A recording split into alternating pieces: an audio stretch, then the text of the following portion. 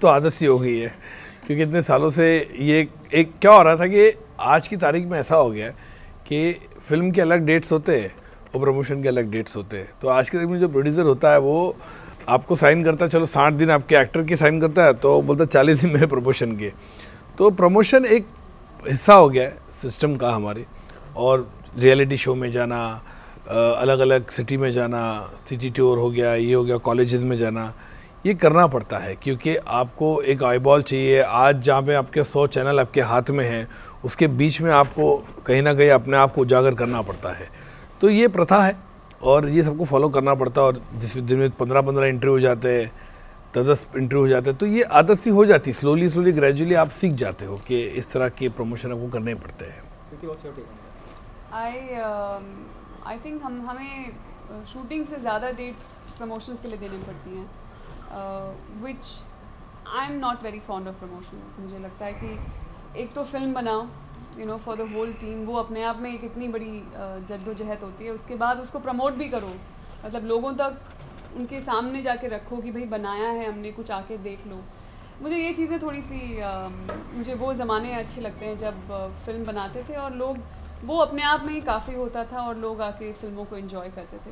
थकान of course हो जाती है क्योंकि हम हर किसी से वही बात कह रहे हैं, हज़ारों बार कह रहे हैं, तो थकान तो हो जाती है, बट एक चलन चला हुआ है तो हम भी उससे दूर नहीं भाग सकते। भाई हम तो हमारी हिंदू सरकार की बात कर रहे हैं, विवाद जिन्होंने किया उनकी तो बात ही नहीं कर रहे हम। मेरे ख्याल से जो पिक्चर में पहले दिन से मैंने ये भी क्लियर किया है कि हिंदू जो है हमारे प्रोटैगनिस्ट का नाम है, उनके पति का नाम जो है नवीन सरकार है, तो शादी के बाद वो हिंदू सरकार हो जाती है।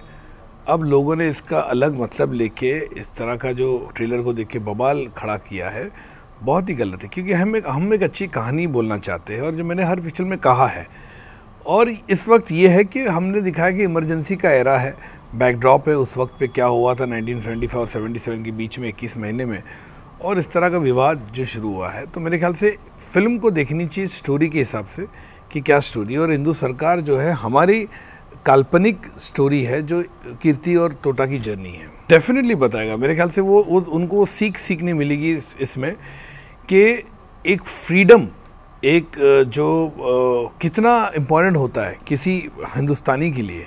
उस वक्त जो सप्रेस किया गया था, या उस वक्त जो कर्बिंग ऑफ जैसे प्रेस की पाबंदी, प्रेस पे पाबंदी लगाई दी गई थी, या लोग अपना खुलकर जो अपना पॉइंट ऑफ व्यू नहीं रख सकते थे, या सरकार के विरुद्ध कोई भी पेपर में छपता नहीं था, तो वो सब चीज़ें आज कितनी मायने हैं 42 इयर्स के बाद हम देखेंगे इसमें।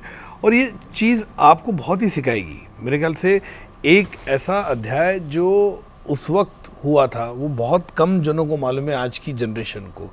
इमरजेंसी उनको वो पूरा समरी देगी, इमरजेंसी पूरा उनको समझाएगी। उस वक्त मैं शायद ये नहीं बोल रहा कि मैं इसका इनसाइक्लोपीडिया देने वाला है फिल्म में कि हर चीज़ आपको पता चलेगी, ऐसा बिल्कुल नहीं है। लेकिन कुछ घटनाएं, कुछ चीज़ें, कुछ लम्हे उस वक्त पे जो बीते थे, मैंने कोशिश की है इसको 2 घंटा 9 मिनट की पिक्चर में डालने के लिए, जो हिंदू के पॉइंट ऑफ व्यू से बताई जाएगी। मुझे नील के साथ मैं जेल कर चुका था एक पिक्चर, बहुत ही इसमें उसकी काम की बहुत ही सराहना हुई। मेरे ख्याल से करियर की one of the best picture कही जाती है अभी भी। मुझे वो आया मिलने के लिए, कोई शादी, अपने उसकी शादी का इनवाइट देने के लिए। तो हम लोग ऐसे बातचीत करें तो मैं उसको बोला मैं फ़िल्म बना रहा हूँ, ये हिंदू सरकारी हो। तो उसने ऐसे ही बोला कि मेरे लायक कुछ है इसमें सर, बताइए कुछ है तो मिला कुछ इसमें है नहीं। फिर मैंने उसको बोला एक रोल है, लेकिन वो लेंथ वाइज इतना नहीं है, लेकिन स्ट्रेंथ वाइज बहुत है। तो मैंने उसको जब बोला तो इसको बहुत अच्छा लगा। बोलता सर मैं ये एक्सपेरिमेंट करना चाहूँगा। मेरे ख्याल से ये उसमें आप में एक लालसा थी कि मुझे इस तरह का रोल किरदार करना है। मैं बोला सोच ले, बोला 100%। मैं एक दिन तो सोच के मेरे को बता दे। सोच के नेक्स्ट डे आया तो बोला कन्फर्म है सर, मेरे को ये पिक्चर का करना है, ये रोल करना है मेरे को। तो फिर उसके बाद मैंने उस पर विक्रम गायकवाड़ जी हमारे जो मेकअप मैन है वो आए, उन्होंने पूरा एक लुक ट्राई किया। हमने 2-3 लुक ट्राई किया और हमको जो लगा सूट किया, और इतनी बेहतरीन से उसने जो निभाया किरदार को, जो कम लाइन्स है लेकिन वो इतना अच्छी लाइन, इतना अच्छा सा कैरेक्टर निभाया। मैं बहुत खुश हूँ उसको जिस तरह के उसने किरदार को निभाया है। मुझे जिस नर्वसनेस और प्रेशर और रिस्पॉन्सिबिलिटी की आप बात कर रहे हैं, वो मुझे शायद इनिशियली फील हुआ था जब मुझे फ़िल्म दी गई थी और जब मुझे उसके लिए तैयारी शुरू करनी थी, फिल्म शूट करनी थी। I think that's where I felt the real pressure, if I would say, कि कैसे होगा, पूरी फिल्म मेरे ऊपर है, और of course we have other people in the film, but काफ़ी कुछ फिल्म का काफ़ी मेजर हिस्सा मेरे कंधों पर है। तो एक एज एन एक्टर वो लेकिन I think after a point मुझे उसको थोड़ा अलग रखना पड़ा, क्योंकि मुझे नहीं लगता कि प्रेशर के चलते हुए मैं कुछ ज़्यादा मैं अच्छा काम कर पाती हूँ। सो मुझे I somewhere had to just leave all of that aside and just do my job as an actor which I can. अभी जो रिस्पॉन्स आ रहा है ट्रेलर को लेके, तो मुझे प्रेशर, ऑनेस्टली मैंने अपना काम कर दिया, तो मुझे अभी इतना प्रेशर नहीं है कि क्या होगा कैसे होगा, लेट्स सी। देखिए, पहली बात तो है, हाफ एक्सीडेंट प्राइम मिनिस्टर की बात करें, वो पिक्चर का अभी तक एक फ्रेम भी शूट नहीं हुआ है। वो पिक्चर अगले साल बनेगी, तब होगा क्या होगा मेरे को तो पता भी नहीं इसके बारे में, जितना मैंने सुना है। और जहाँ तक कि ये सवाल है, ये पिक्चर बनाने का, मेरा सवाल बनाने का, देखिए मधुर भंडारकर ने हमेशा फिल्में वही बनाई जो समाज का आईना है, समाज की चीज़ों को दिखाता है। मैंने ऐसा नहीं कि मैं बहुत ही कैंडी फ्लॉस फिल्में बनाता तो सडनली उठ के मैं इमरजेंसी फिल्म बना रहा हूँ, वैसा बिल्कुल नहीं है। दूसरी बात ये है कि ये कौन डिसाइड करेगा कि मैं कौन सी फिल्म बनाऊँ बोल के? ये तो मैं खुद डिसाइड करूँगा मेरे को कौन सी फिल्म बनाऊँ बोल के। और ये जो ऐसा सब्जेक्ट, ऐसा इशू, मैं has a film maker period film हमेशा बनाना चाहता था। 70s का मैं दर्शक का फ़ैन रहा उस टाइम का, पंचम दा का, लता दीदी, किशोर दा। तो मुझे अच्छा लगा कि मैं वो उस एरा को आपस से उजागर करूँ, आपस से लाओ। और इमरजेंसी से अच्छा टॉपिक नहीं हो सकता था मेरे ख्याल से। इमरजेंसी में किसने फिल्म बनाई, एक पूरी समर्पण की एक फिल्म को, जहाँ पे पूरे लोगों को आपको दिखाने मिला या उस एरा को आपने दर्शाया है। तो मेरे ख्याल से एज अ फिल्म मेकर ये मेरा इंडिविजुअलिटी है, जब मुझे क्या दिखाना है, क्या ये करना है बोल के। और ये ऐसा देखिए, हम कोई स्ट्रेटजी ऐसा नहीं बनाता है कि जैसे मैं आपने कहा कि बीजेपी पावर में आई, ये आई। देखिए, इंडिविजुअली मुझे हर पार्टी में कोई ना कोई अच्छा लगता है, चाहे वो कांग्रेस में, कांग्रेस के 50 इवेंट में गया हो, जाके देखिए आप। मैं बीजेपी के इवेंट में गया, शिवसेना के इवेंट में गया हो, कम्युनिस्ट के इवेंट में गया, MNS के इवेंट में गया। फिल्म मेकर, आर्टिस्ट जो होता है वो सबका होता है, वो किसी केवल एक पार्टी का नहीं होता। हर कोई उसे पसंद करता है, हर कोई उसकी गाने सुनता है, हर कोई उसकी पिक्चर को सराहता है। दूसरी बात, और अगर मुझे पिक्चर रिलीज़ करना था उस वक्त, तो मैं फिर इलेक्शन से पहले रिलीज़ करता इसको 2019 में, कि अगर मुझे इन्फ्लुएंस करना है, या तो 3 महीने पहले जो इलेक्शन गए अभी 5 राज्यों की, तो उसके टाइम रिलीज़ करता मैं, कौन रोक सकता था मुझे। और दूसरी बात ये, जब मैं आपको कह रहा हूँ कि 70% जो है हिंदू की कहानी है, इमरजेंसी बैकड्रॉप है, जो तथ्य है उसी वक्त के हमने वो दिखाया है। अगर स्पॉन्सर्ड होता या किसी से इन्फ्लुएंस होता तो फिर 100% बनाता ना पिक्चर में, तो फिर मैं शर्माता क्यों? मैं तो 100% फिल्म बनाता भाई, हम बनाई है हमने फिल्म, चलो। 100% artist are soft target in this thing, because क्या होता है कि फिल्म और क्रिकेट दो ऐसी चीज़ें हमारे देश में हमेशा लोग कनेक्ट करते हैं। फिल्म एक ऐसा माध्यम है जो लोग हमेशा ही उनको इंटिमिडेट करता है, किसी को भी।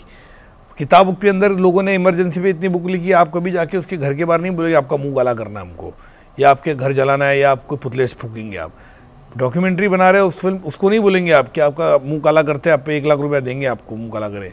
आप एक फिल्म मेकर के पीछे पड़ते हैं, क्योंकि फिल्म मेकर आपको पब्लिसिटी देता है। फिल्म मेकर फिल्म के पीछे आप इसलिए पड़ते हैं कि फिल्म आपको नेशनल हीरो बनाता है, कि लोग आ रहे ये देखो इसने ये किया।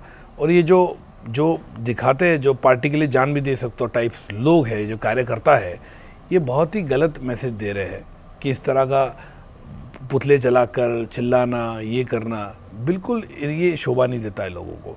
आपने फिल्म देखी नहीं है, हमने पहले भी कहा, कोई व्यक्ति के विशेष नहीं है, कोई ये इमरजेंसी के खिलाफ भी नहीं है।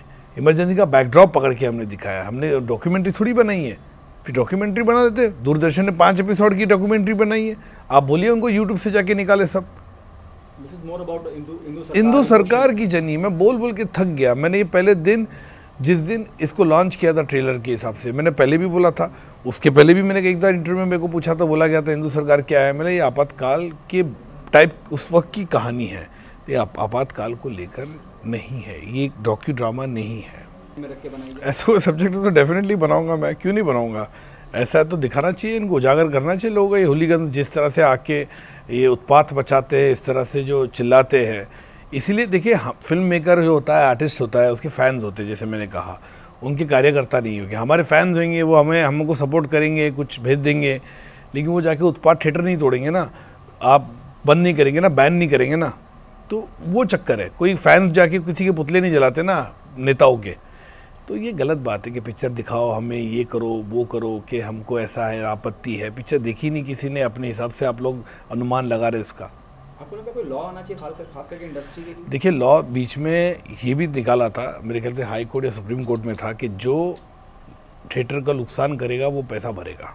मेरे ख्याल से वो अभी भी है शायद वो, हाँ वो अभी भी है। सुप्रीम कोर्ट ने शायद निकाला था मेरे ख्याल से, जब ये आरक्षण का हुआ था, उस वक्त का एक जजमेंट था वहाँ पे, जिसके अंदर कहा गया कि भैया जो नुकसान करेगा वही भरेगा। ये जाके उत्पात मचाना, तोड़ना थिएटर, ये करना बहुत ही गलत। ये क्या मैसेज देना चाहते?